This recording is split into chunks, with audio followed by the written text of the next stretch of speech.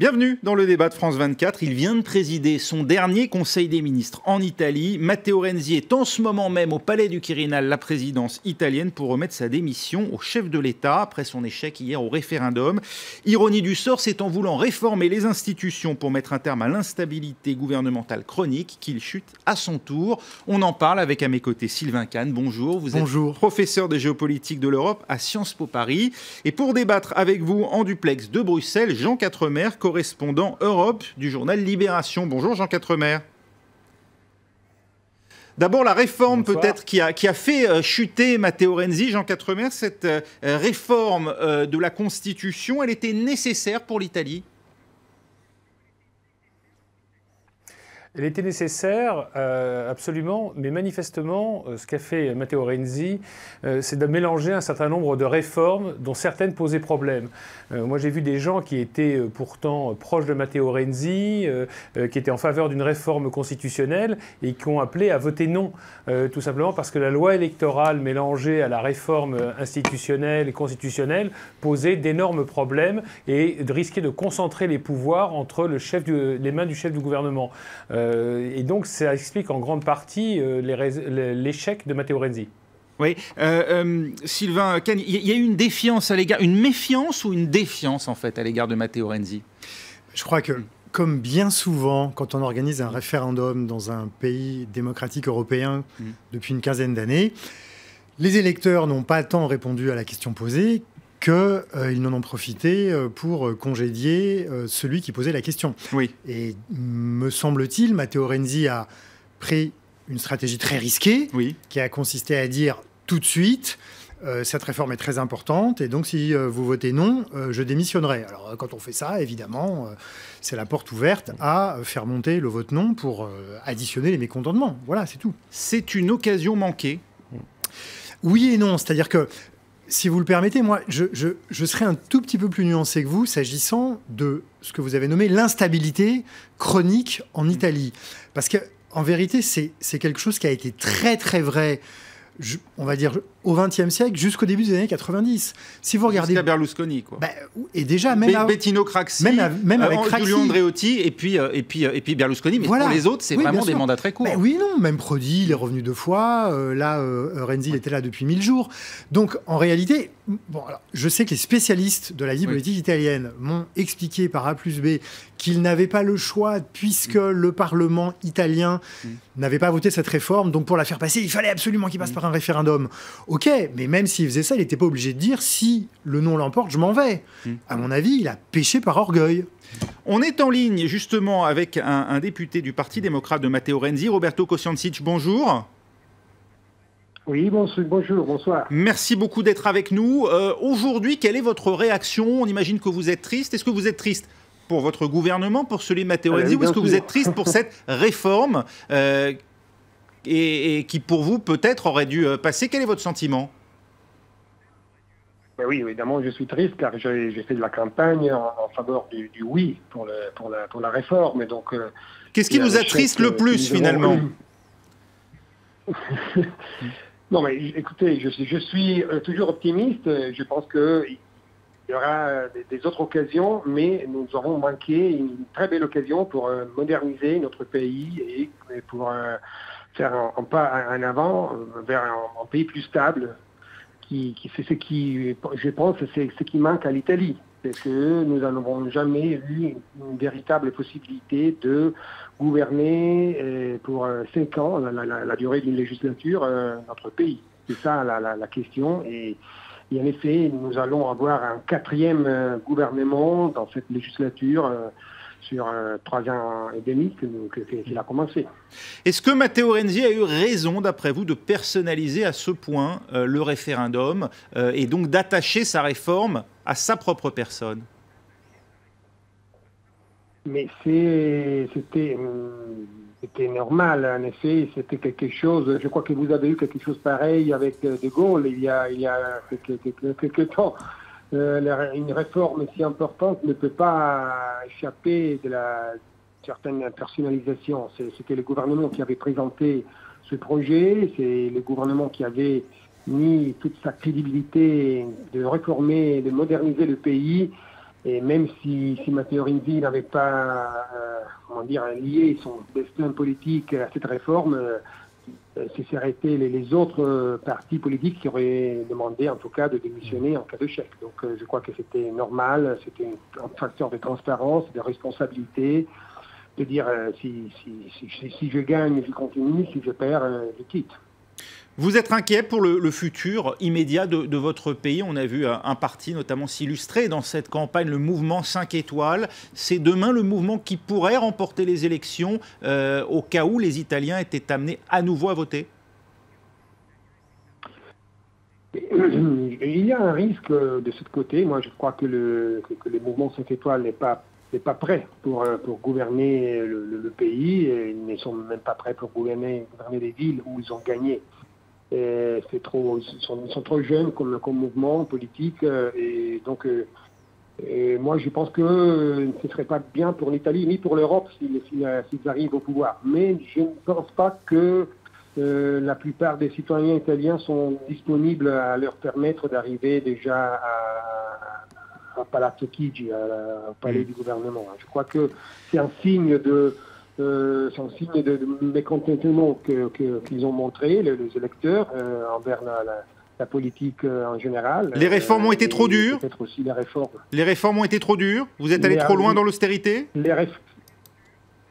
Mais écoutez, les réformes n'étaient pas trop dures. Non, c'était plutôt des réformes qui permettaient de relancer l'économie. Et donc, c'était des réformes sur lesquelles on a mis beaucoup d'argent. C'est qu'il y avait un changement d'aptitude. C'était une réforme qui était basée sur la responsabilité. Par exemple, la réforme de l'école, qui dans mon opinion, a joué un rôle important dans l'échec que nous avons eu. C'était une réforme qui avait mis la responsabilité des chefs des écoles, c'est comme nous appelons les présidi, les responsables de l'école, et donc les professeurs auraient dû répondre aux responsables. Et c'est ce qui a entraîné une certaine contrariété des professeurs. Nous avons pris plus d'1 million de professeurs en Italie, donc avec toutes les familles, les élèves. Et il y a eu un mouvement contraire au gouvernement à cause de ça. Merci beaucoup Roberto Kosiancic pour votre témoignage et puis vos impressions donc, sur le résultat de ce référendum. Jean Quatremer, on a suivi vers la fin de cette campagne notamment la tonalité qui était finalement une tonalité beaucoup plus pour ou contre l'Europe que pour ou contre une réforme du système italien. C'est votre sentiment aussi ? Non, c'est assez curieux d'ailleurs. C'est plutôt le sentiment d'une certaine presse anglo-américaine, mais en réalité, à Bruxelles, en France, et même sur place, d'après ce que j'ai pu avoir, les échanges que j'ai pu avoir avec les journalistes italiens, l'Europe n'a absolument pas occupé le centre de cette campagne. Autant en Autriche, la question européenne a été centrale, et ce qui explique en grande partie la défaite du candidat d'extrême droite, du candidat néo-nazi, employons les mots, pour décrire la réalité telle qu'elle est. La question européenne était centrale et donc il a perdu. Autant en Italie, ça n'est pas le cas. Et quand Marine Le Pen, la présidente du Front National, a tweeté immédiatement après « Ah bah c'est un vote contre l'Europe », c'est absolument incroyable. Non, c'était un vote qui concernait vraiment la réforme constitutionnelle italienne, ou alors dans ce cas-là, on peut considérer que le référendum sur l'aéroport de Notre-Dame-des-Landes était un référendum en faveur de l'Europe. Donc on peut faire dire n'importe quoi à un scrutin. Non, je crois véritablement qu'il ne faut pas voir dans ce référendum un vote pour ou contre l'Europe. Et d'ailleurs, je signale qu'une grande partie des europhiles italiens, et il y en a beaucoup en Italie, à la différence de la France, il y en a beaucoup qui ont appelé à voter non, au premier rang desquels Mario Monti, ancien commissaire européen pendant 10 ans et ancien Premier ministre italien, donc qui a appelé à voter non. Pour quelle raison, Jean Quatremer ? D'à peu près 80%, je dirais. Pour quelle raison ? Par tactique politique ? C'était pour des raisons de politique purement... Non, je crois que oui, il y avait de la tactique politique, évidemment, mais je crois qu'il y avait des vraies raisons de fond à ce qu'on s'oppose à cette réforme. Encore une fois, je crois beaucoup craignaient qu'il y ait une concentration des pouvoirs entre les mains du chef du gouvernement, entre les mains de Matteo Renzi. C'est ce qui explique beaucoup de choses. Puis en plus, on touchait vraiment, je dirais, à la classe politique. Comme le dit Matteo Renzi, j'ai voulu supprimer trop de sièges de politiciens et le résultat, c'est mon siège qui saute. C'est un peu ça ce qui s'est joué. Donc mettre de l'Europe là-dedans, non. Alors évidemment, ceux qui vont en profiter, c'est les partis anti-européens, style Mouvement des 5 étoiles ou la Ligue du Nord, mais ils n'étaient pas les seuls à appeler à voter non, encore une fois. Donc il ne faut vraiment pas se tromper de sens sur ce scrutin.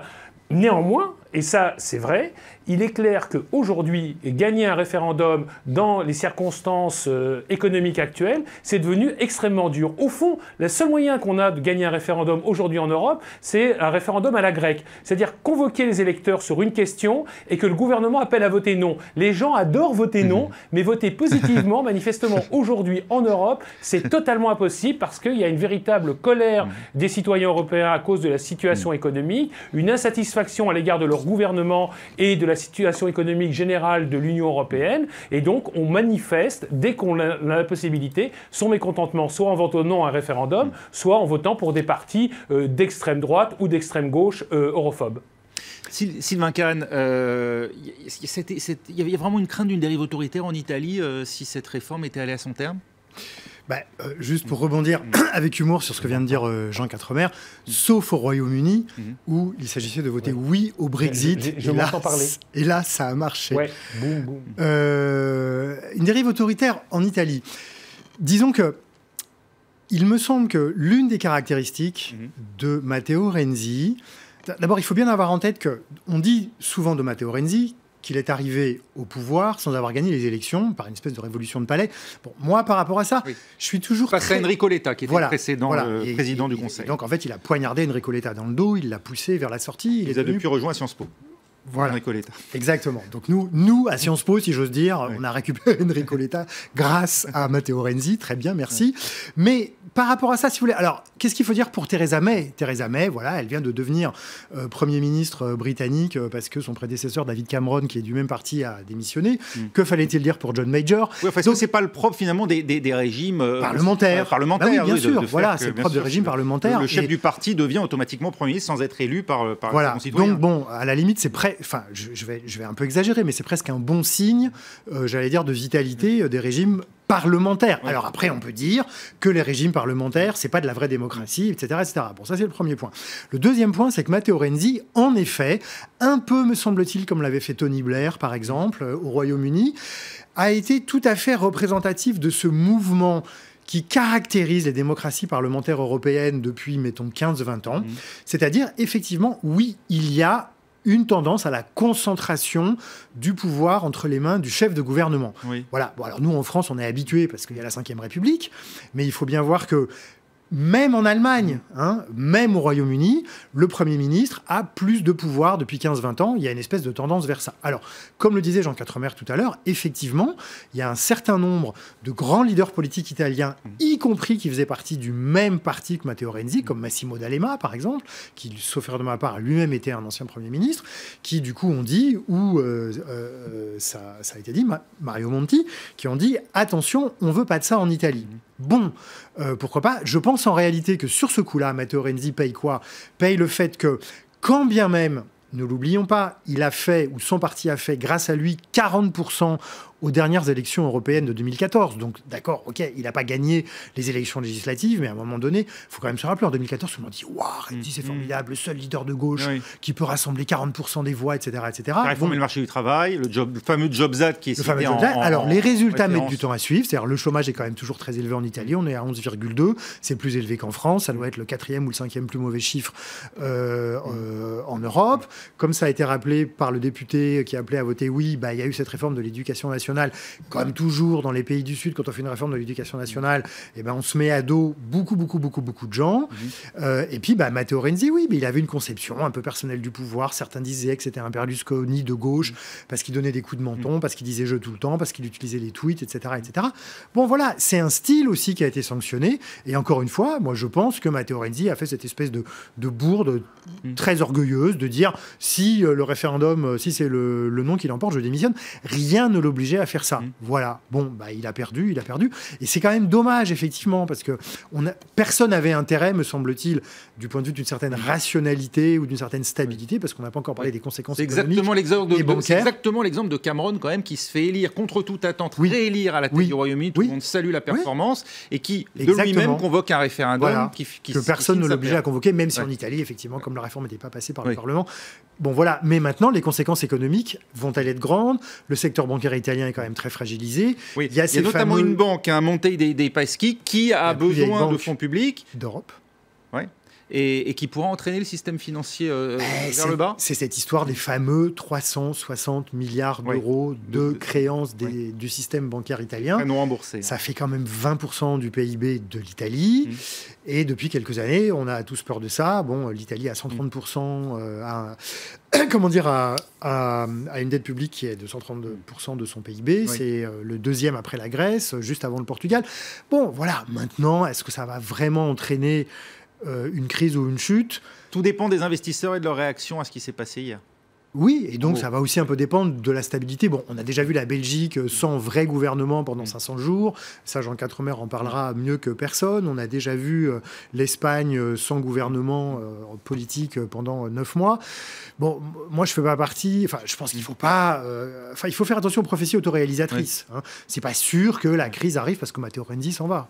En tout cas, il a remis sa démission. Je pense qu'on va le voir sur ces images au Palais du Quirinal où il était arrivé il y a une bonne demi-heure maintenant. Voilà, vous le voyez arriver sur ces images pour remettre donc sa démission au président de la République italienne, qui a un rôle essentiellement honorifique. Jean Quatremer, le mouvement 5 étoiles et la Ligue du Nord réclament désormais une dissolution du Parlement et des élections immédiates. La majorité sortante, elle veut d'abord réformer la loi électorale. Concrètement, qu'est-ce qui va se passer en Italie ? Je ne suis pas un spécialiste des questions italiennes, mais si le mouvement 5 étoiles veut effectivement des élections, c'est parce qu'aujourd'hui, il n'est pas en position de former un gouvernement. Pour l'instant, il n'a pas la majorité et la main appartient toujours au parti dominant qui est le Parti démocrate. Donc il va falloir, à mon sens, qu'il attende encore 2 ans avant donc 2018, et c'est le terme normal de la législature actuelle, pour essayer d'emporter les élections. On n'en est pas encore là. Vous savez que le système italien a une grande force, une grande résilience, et je ne crois pas qu'il y aura une dissolution à court terme. Beaucoup évoquent aussi un gouvernement technique auquel je ne crois pas non plus. Il y a bien quelqu'un qui va vouloir prendre la place de Matteo Renzi, voire, pourquoi pas, un retour de Matteo Renzi d'ici quelques semaines. Toutes les possibilités sont sur la table. On n'est pas dans une crise, encore une fois, on n'est pas dans une crise de gouvernance.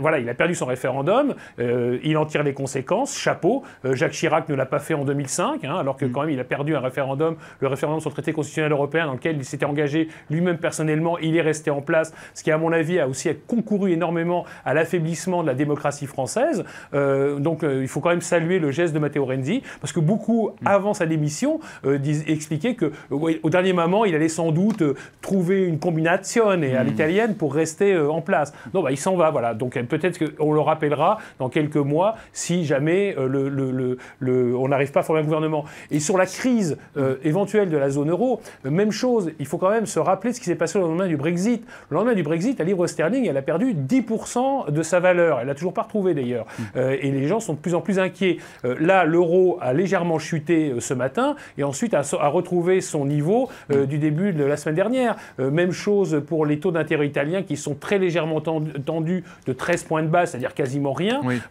et parce que les marchés avaient déjà largement anticipé anticiper le non. Donc c'est vrai que la presse anglo-américaine, encore une fois, l'agence Reuters, etc., était là à dire « Oh, mon Dieu, si le non passe, ça va être la catastrophe de nouveau, ça va être la crise de la zone euro ». Non, parce que tout simplement, les circonstances ont changé. Je veux dire que la zone euro de 2016 n'est pas la zone euro de 2010. La Banque Centrale Européenne, actuellement, rachète des obligations d'État, intervient massivement sur les marchés, donc elle a montré qu'elle était prête à tout pour sauver l'euro. On est en union bancaire qui n'existait pas en 2010, c'est-à-dire que là, il y a la capacité de la zone euro de venir en aide au système financier italien, et tout ça, les marchés le savent. Et l'Italie, encore une fois, n'est pas la Grèce, l'Italie n'est pas en faillite, même avec une dette à 133% du PIB, on ne risque pas de s'effondrer du jour au lendemain. À ceci près qu'on n'a toujours pas mutualisé la dette en tant que telle, autrement dit, Sylvain Kahn, quand un pays doit s'endetter, il le fait tout seul.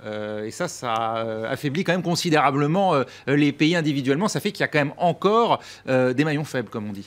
Oui, bien entendu, il y a encore des maillons faibles. Mais comme tout le monde ne bénéficie pas de la signature de l'Allemagne, pour qu'on comprenne bien. Certes, mais comme ça vient d'être rappelé, il y a quand même l'union bancaire, ça a quand même changé beaucoup de choses. Il y a la politique, effectivement, de quantitative... de quantitative easing, c'est-à-dire de Mario Draghi, qui effectivement, avec la BCE, qui fait une politique qui rachète de la dette publique. Et il y a toujours une majorité en Italie, il y a toujours une majorité gouvernementale. Pour combien de temps? Alors là, c'est le président Sergio Mattarella qui va décider quoi faire. Déjà, il va consulter. Oui. Donc, il va prendre un petit on craint vraiment, en gros, un gouvernement populiste demain à la tête de l'Italie. C'est une possibilité. Dans l'état actuel des choses, il n'y a pas de raison. C'est-à-dire, si on regarde la composition du Parlement italien, que ce soit l'Assemblée nationale ou le Sénat, aujourd'hui, le mouvement 5 étoiles n'a pas de majorité. Il ne peut pas constituer un gouvernement. Et à moins de s'allier avec le parti de Berlusconi, il ne peut pas arriver au pouvoir. Donc, c'est une hypothèse, pour ma part, à laquelle je crois peu. Moi, je crois plutôt qu'on est dans une situation qui ressemble à celle par laquelle Enrico Letta est arrivé au pouvoir, puis par laquelle... pas non plus très encourageant. Non, mais... Comment dire? Ça dépend de quel point de vue on se place. C'est-à-dire que, encore une fois, si on considère qu'une démocratie parlementaire et qu'un régime représentatif est quelque chose qui aide à fonctionner et qui fonctionne normalement, c'est pas décourageant. On va dire un mot, parce que le temps malheureusement nous manque pour l'Italie, parce qu'il faudrait quand même qu'on dise un mot de l'Autriche, je crois qu'on voulait en parler. Oui, bien sûr. C'était quand même aussi la surprise dans ces élections et ces scrutins qui décidément ne donnent jamais le résultat attendu. On s'attendait à voir le premier chef d'État en Europe d'extrême droite, et on se retrouve avec le premier chef d'État en Europe écologiste. Ça, c'est aussi une surprise quand même. Oui, alors et dans cette surprise, on peut ajouter le fait que, puisque c'était une réédition de l'élection du mois de mai qui avait été annulée pour vice de forme, que l'écart s'est considérablement creusé, puisque il y a quelques mois, c'était 50-50 quasiment, avec une victoire de l'écologiste, et là, cette fois-ci, l'écologiste gagne quasiment à 54-46. Alexander Van der Bellen. Voilà. Alors évidemment, on va dire entre guillemets, c'est une bonne surprise, en tout cas pour ceux qui considèrent que c'eût été assez catastrophique qu'un chef d'État autrichien soit issu de l'extrême droite. Bon, maintenant, verre à moitié vide. La mauvaise nouvelle, c'est qu'il y a quand même encore 46% des électeurs autrichiens qui pensent que on peut avoir pour président de la République quelqu'un qui vient d'un parti néo-nazi. Oui. Alors, parce que c'est vraiment en ligne directe avec les nazis dans les années 50. Je veux dire, ils sont passés le témoin, pour ainsi dire. Absolument. Oui. Alors bon, en même temps, il faut toujours faire attention, c'est-à-dire que l'extrême droite d'aujourd'hui, c'est-à-dire l'extrême droite de la fin du XXe siècle et du début du XXIe siècle, ce n'est pas la même chose que l'extrême droite de l'entre-deux-guerres et de la Seconde Guerre mondiale. C'est pas exactement les mêmes. Les seuls qui sont exactement pareils, c'est le Jobbik en Hongrie et c'est Obdoré en Grèce. Oui.